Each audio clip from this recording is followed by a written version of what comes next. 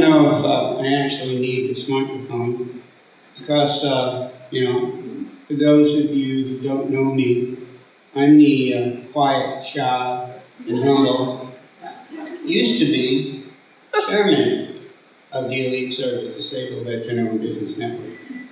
Last thing I know, I still am, but that's okay.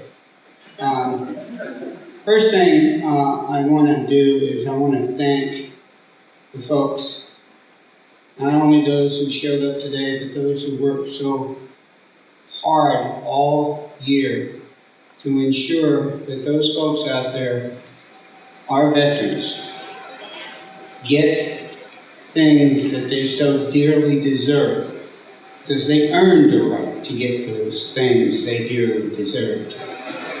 And sometimes it only comes to light when we get into a fighting war. The front pages of the newspaper show constant battles here and there and everywhere else. But just to take some interest and some thoughts about this, if you look into it, like I do pretty regularly, you'll find that we have over 200,000 of our young men and women that are serving this country in over 117 countries in this world. And believe it or not, even though it's not mentioned, a lot of those countries are hot. When I say hot, it's shooting. Doesn't necessarily always make the news, but it happens, and it happens on a regular basis.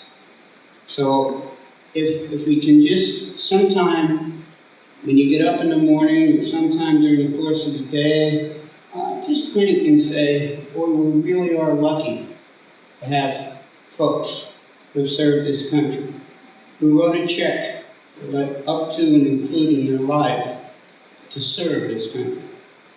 Now, on top of that, and I just want to bring forth some good news here, is we have folks that I've been friendly with, sometimes not so friendly with, in DGS and other parts of the agencies of the government.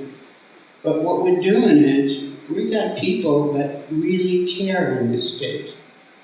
Now, a lot of times we don't pay attention regularly to the fact of what the advocates and the people that work in these departments do for us.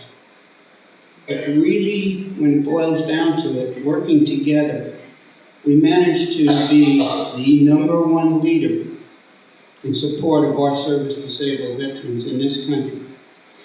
And a good example of that, as I travel around the country, I sometimes find that a lot of the agencies, a lot of the people don't even know how to spell it.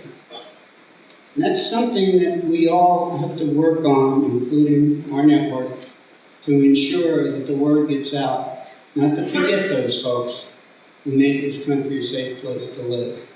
And thanks to all the work, the folks out there in the audience, and all the people who were kind enough to show up for this event, thank you so much from the bottom of my heart, and we wish you the very best for the coming years to go.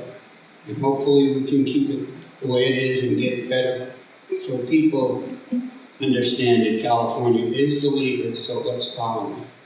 Thank you so very much for your time and your patience with me.